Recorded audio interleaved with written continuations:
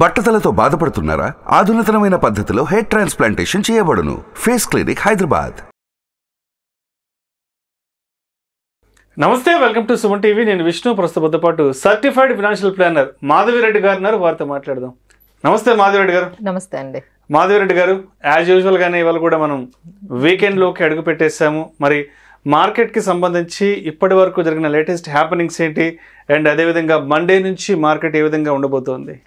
Yes so అందరికీ తెలిసినట్టేనండి, market almost 4 trading sessions నుంచి కంటిన్యూస్గా మనకి సెల్ ఆఫ్ అనేది జరుగుతుంది. సో టూ మచ్ వాల్టిలిటీ అయితే ఉంది. సో దానికి రీజన్స్ మనం ఆల్రెడీ లాస్ట్ వీక్ కూడా మనం మెన్షన్ చేసుకున్నాము. సో దట్ ఈజ్ ఇంకా ఏంటంటే ఫ్రెష్ ఇజ్రాయెల్ అటాక్స్ అండి. అంటే మనకి ఎయిర్ స్ట్రైక్స్ కానీ లేకపోతే ఈ డ్రోన్స్ వాళ్ళు యూజ్ చేసి ఇరాన్ మీద ఏవైతే అటాక్స్ చేస్తున్నారో అవి ఎస్కలేట్ అవుతూ ఉన్నాయి. సో ఎంత ఎస్కలేట్ అవుతూ ఉంటే మార్కెట్స్ కూడా అంత ఇంపాక్ట్ అవుతున్నాయి.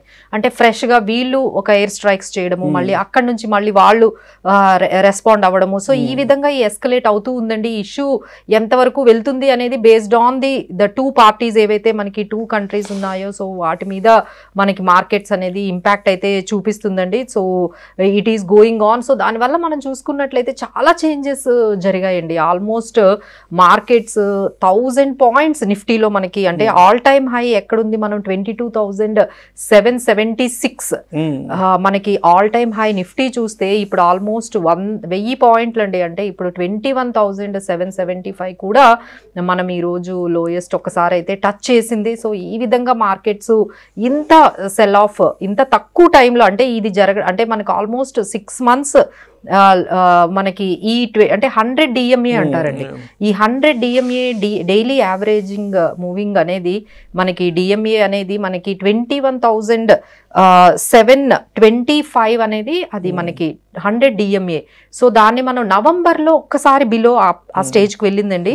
సో ఇప్పుడు మళ్ళీ అదే పాయింట్కి మనము 21,725 దగ్గర మార్కెట్స్ అనేవి స్ట్రగుల్ అవుతూ ఉన్నాయి. So this is what happened in just few trading సెషన్స్లోనే మనకి ఈ విధంగా జరిగింది. సో దాంతోపాటు చాలా చేంజెస్ జరుగుతున్నాయండి. అంటే బాండ్ ఈల్డ్స్, అంటే ఎప్పుడైతే ఇలాంటి రిస్క్స్ మార్కెట్లో మనకి ఈ జియో పొలిటికల్ టెన్షన్స్ వస్తాయో అందరూ కూడా సేఫ్టీ అసెట్స్ వైపు వెళ్ళిపోతారు. ఏవైతే రిస్కీ అసెట్స్ ఉన్నాయో వాటిల్లో మనకి భయంకరంగా సెల్ ఆఫ్ అయితే జరుగుతుందండి. So that is what we are seeing. ఈ జియో పొలిటికల్స్ ఏదైతే మనకి టెన్షన్స్ జరుగుతున్నాయో దాని ఇంపాక్ట్ మనకి ఈక్విటీ, అంటే రిస్కీ అసెట్ అయిన ఈక్విటీలో మనకి సెల్ ఆఫ్ కనిపిస్తే, ఒకవైపు సేఫ్టీ అసెట్స్ అయిన గోల్డ్ పెరగడం, గోల్డ్ సిల్వర్ పెరగడము, ఆ తర్వాత డాలర్ కూడా స్ట్రెంథనింగ్ అవుతుంది, ఆ తర్వాత బాండ్ ఈల్డ్స్ ఆల్మోస్ట్ 5% కి వెళ్ళడము. సో ఇవన్నీ కూడా ఏంటంటే ఎవ్రీవన్ హ్యాస్ టు అబ్జర్వ్. ఏవి రిస్కీ అసెట్స్ ఉన్నాయో అవన్నీ కూడా తగ్గిపోతూ ఉన్నాయి, కరెక్ట్ అయిపోతూ ఉన్నాయి. ఏవైతే సేఫ్టీ హెవెన్స్ ఉన్నాయో వాటిలో మనీ అంతా కూడా ఫ్లో అవుతుందండి. సో దానివల్లే మనకి ఈ విధంగా సెల్ ఆఫ్ అనేది మనకి మార్కెట్స్లో కనిపిస్తుందండి. అండ్ అదేవిధంగా Q4 రిజల్ట్స్ కూడా అనౌన్స్మెంట్. అవునండి, అవును. సో దాని ఇంపాక్ట్ కూడా ఉందండి. ఇప్పటి వరకు మనం చూసింది ఈ జియో పొలిటికల్ టెన్షన్స్ అనేది మనకి మార్కెట్ని ఈ వీక్ అంతా కూడా ఇంపాక్ట్ చేస్తూ ఉంటే, ఒకవైపు Q4 రిజల్ట్స్ కూడా ఆల్మోస్ట్ స్టార్ట్ అయ్యాయండి. సో TCS అయితే మంచి రిజల్ట్సే వచ్చింది. బట్ ఇన్ఫోసిస్ మాత్రం కొంచెం మార్కెట్ ఎక్స్పెక్టేషన్స్కి వాళ్ళ ఎబిటా అనేది లేకపోవడం వల్ల మనకి అది కొంచెం డిసప్పాయింటింగ్ న్యూస్ ఫ్రమ్ రిజల్ట్స్. అంటే మార్కెట్ ఎక్స్పెక్టేషన్స్కి ఈక్వలెంట్గా అయితే ఇన్ఫోసిస్ రిజల్ట్స్ రాలేదండి. But Bajaj auto has given good results అనేవి వచ్చాయి. ఇంకా మనం మార్కెట్లో ఇంకా ఈ క్యాలెండర్ ఇయర్ మనం చూసుకున్నట్టే, ఈ క్యాలెండర్ మంత్ నెక్స్ట్ చూసుకున్నట్లయితే నెక్స్ట్ వీక్కి April 21st మనకి persistent systems, and April 22nd మనకి Reliance industries, April 23rd client DLM, and April 23rd ICICI Pru life insurance, M&M financials, April 23rd Tata consumer products, Tata LXi, and 24th Equitas small finance bank. So this is all the calendar. అంటే మన next వీక్కి ఏమేమి companies వాళ్ళ financial results, అంటే జనవరి, ఫిబ్రవరి, March ఈ quarterly రిజల్ట్స్కి వాళ్ళ ఫైనాన్షియల్స్ని మనకి రిజల్ట్స్ని వాళ్ళు ఓపెన్ చేస్తున్నారండి. సో ఆ ఇంపాక్ట్ కూడా మార్కెట్ మీద అయితే ఒకవైపు ఉంది.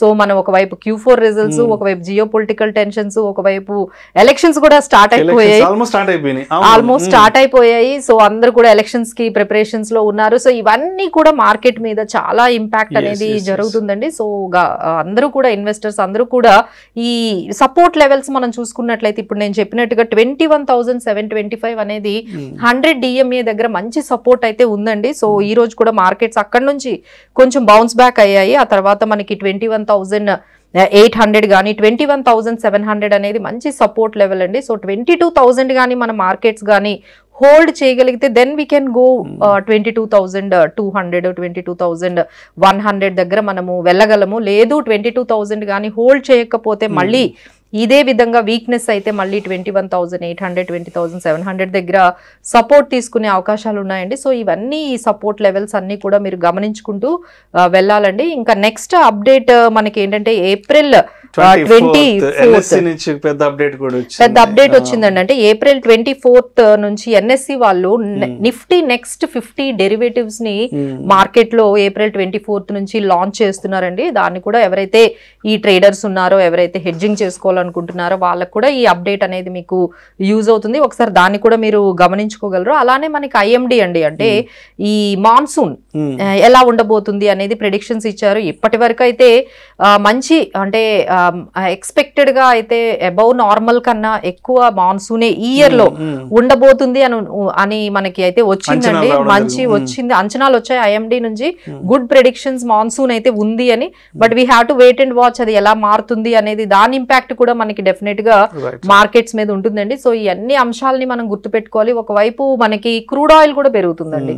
ఈ జియో పొలిటికల్ టెన్షన్స్ వల్ల మళ్ళీ క్రూడ్ ఆయిల్ ఆల్మోస్ట్ $90 ని టచ్ చేసింది. సో అది కూడా మనకి నెగిటివ్ ఇంపాక్టే. So all together markets are under very much pressure. So ఈ టైంలో మీరు మీ పోర్ట్ఫోలియోస్ ని, అంటే అక్కడ డ్రోన్స్ పడడం కాదండి, మన పోర్ట్ఫోలియోస్ లో కూడా చాలా రాకెట్లు డ్రోన్లు కూడా అందరి పోర్ట్ఫోలియోస్ మీద, ఆ పోర్ట్ఫోలియోస్ మీద ఈ డ్రోన్లు మార్కెట్ల మీద మన పోర్ట్ఫోలియోస్ మీద అయితే ఖచ్చితంగా పడ్డాయి.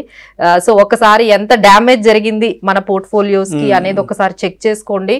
ఏవైతే మనకి స్టాక్స్ కొంచెం ఫండమెంటల్ గా స్ట్రాంగ్ గా లేదో వాటి నుంచి బయటకు వచ్చేసి ఏవైతే స్ట్రాంగ్ గా ఉన్నాయో వాటిని ఏమైనా యాడ్ చేసుకోవాలా అనేది ఈ పోర్ట్ఫోలియో చర్నింగ్ మీద కూడా ఒకసారి మీరు ఆ దృష్టిగాని పెట్టినట్లయితే మీకు కొంచెం టైం అయితే స్పెండ్ చేయాలండి. ఎందుకంటే when the markets are in this kind of volatility everyone has to take some time and put some efforts how to manage the portfolio. And చిట్ట చివరిగా ఇంకొక విషయం కూడా మాట్లాడుకోవాలి. ప్రస్తుతానికి బాగా ట్రెండింగ్ లో ఉన్న టాపిక్ ఏంటంటే బంగారం ధరలు. ఎందుకో కానీ లాస్ట్ 10-15 డేస్ నుంచి గోల్డ్ ప్రైసెస్ కి సంబంధించి హ్యూజ్ ర్యాలీ నడుస్తోంది. అండ్ గోల్డ్ కానీ సిల్వర్ కానీ ఏంటి అసలు ఈ టైంలో అంటే గోల్డ్ అండ్ సిల్వర్ మార్కెట్ ని మనం ఏ విధంగా అర్థం చేసుకోవాలంటారు? సో అందరూ అండి, అసలు నేను బయటకు వెళ్తేనే ఫస్ట్ క్వశ్చన్ నన్ను అదే అడుగుతున్నారు, మాధవి గారు ఎప్పుడు ఇంకా గోల్డ్ తగ్గుతుంది చెప్పండి, మేము ఏదో కొనుక్కోవాలనుకుంటున్నాము, నిజంగా తగ్గుతుందా ఇంకా పెరుగుతుందా, అసలు ఏంటి, అసలు మేము కొనలేకపోతున్నాం, అసలు ఈ 74,000 10 grams అయితే అసలు ఎవరు కొనుక్కోగలరండి సామాన్యులు అయితే. అసలు 84,000 ఆల్మోస్ట్ 84,000 టచ్ అయింది. సో ఏం చెయ్యాలి, ఎప్పుడు తగ్గుతుంది అనేది అయితే అడుగుతున్నారండి. బట్ అంటే సిచ్యువేషన్ అయితే తగ్గేటట్టుగా అయితే ఏమీ కనిపించట్లేదండి. అప్ టు ఈ జియో పొలిటికల్ టెన్షన్స్ కంటిన్యూ అవుతున్నంత వరకు కూడా ఈ విధంగానే మనకి ఈ రిస్క్స్ వల్ల ఈ గోల్డ్ అనేది పెరుగుతుంది. ఇంకొక వైపు నుండి చూసుకుంటే సెంట్రల్ బ్యాంక్స్ అన్ని, అంటే చైనా కూడా అంటే కంప్లీట్ గా 17 వీక్స్ నుంచి మంత్స్ నుంచి వాళ్ళు కొంటూనే ఉన్నారండి. గోల్డ్ రిజర్వ్స్ పెంచుకుంటూ ఎవ్రీ మంత్ చైనా బై చేస్తూనే ఉంది. అలానే మన RBI కూడా అండి గోల్డ్ అయితే చాలా ఎక్కువగా కొంటున్నారు. సో రీటైలర్స్ అయితే ఇంత ప్రైస్ లో ఎవరెంత కొంటారు అనేది చాలా తక్కువ మందే కొనొచ్చు. కానీ బట్ ఎందుకు ఇంత డిమాండ్ వస్తుందంటే ఎస్పెషల్లీ సెంట్రల్ బ్యాంక్స్ ఈ గోల్డ్ ని ఇలా ఎవ్రీ మంత్ కంటిన్యూస్ గా చాలా మంత్స్ నుంచి బై చేయడం వల్ల ఈ గోల్డ్ కి డిమాండ్ అనేది ఈ విధంగా ఈ ప్రైజెస్ లో అనేది పెరగడం జరిగిందండి. సో ఇప్పటి వరకు అయితే తగ్గే అవకాశాలు అయితే కనిపించలేదండి. So we have to wait ఈ ఇరాన్ ఇజ్రాయెల్ ఈ పర్టికులర్ ఎస్కలేషన్ ఎంతవరకు వెళ్తుంది అనే దాని మీదే మనకి గోల్డ్ ప్రైజెస్ అనేది ఉంటుంది. ఇంకొక వైపు ఇన్ఫ్లేషన్ కూడా ఏ కంట్రీలో కూడా కంట్రోల్ అయినట్టుగా అయితే కనిపించడం లేదు. ఏ కంట్రీలో కూడా ఇంట్రెస్ట్ రేట్స్ తగ్గిస్తాము అనే విషయం కూడా రావడం లేదు. సో అది కూడా బిగ్గెస్ట్ నెగిటివ్ ఇంపాక్ట్ అండి మన స్టాక్ మార్కెట్ కూడా. ఇక నెమ్మదిగా US ఫెడ్ రేట్స్ ఇక తగ్గించకపోవచ్చు అనే ఆ అన్సర్టనిటీ, అంటే ఆ క్లారిటీ అందరికీ వచ్చేస్తుంది నిజం. ఎందుకంటే మనకి ఏంటంటే ఈ రిస్క్స్ ఉండడం వల్ల, ఈ ఇన్ఫ్లేషన్ తగ్గకపోవడం వల్ల అసలు ఫెడ్ రేట్స్ అనేవి ఇంకా తగ్గించకపోవచ్చు అనే అంశం మీద కూడా మార్కెట్స్ అన్ని కూడా ఈ విధంగా ఇంకొంచెము నెగిటివ్ గా కూడా ఇది రెస్పాండ్ అవుతున్నాయండి. So all those things you need to observe. అంటే గోల్డ్ మార్కెట్ లో ఏం జరుగుతుంది, లేకపోతే స్టాక్ మార్కెట్ లో, ఈక్విటీ మార్కెట్స్ లో ఏం జరుగుతుంది అంతా కూడా ఒకసారి అబ్జర్వ్ చేసుకోవాలండి. అండ్ ఇంట్రెస్ట్ రేట్స్ అయితే బయట కంట్రీలోనే కాదు, మన ఆర్బీఐ కూడా త్వరలో తొందరగా కూడా ఇంట్రెస్ట్ తగ్గించే యోచనలో అయితే లేదు. So this is one more update. So అవన్నీ కూడా మీరు గమనించుకుంటూ మీ ఫైనాన్షియల్ ప్లానింగ్ ని పర్టికులర్ గా కొంచెం మంచి డెసిషన్స్ తీసుకునేటప్పుడు ఒక ఫైనాన్షియల్ ప్లానర్ ని సంప్రదించి మీరు ఫైనాన్షియల్ డెసిషన్స్ తీసుకుంటే బాగుంటుంది. అండ్ కన్క్లూజన్ గా మన ఆడియన్స్ కి ఇంకొక పాయింట్ కూడా చెప్పండి. అండ్ మండే మార్కెట్స్ కి మరి మనం ఏ విధంగా రెడీగా ఉండాలంటారు మార్కెట్ ఓపెనింగ్ టైం లో?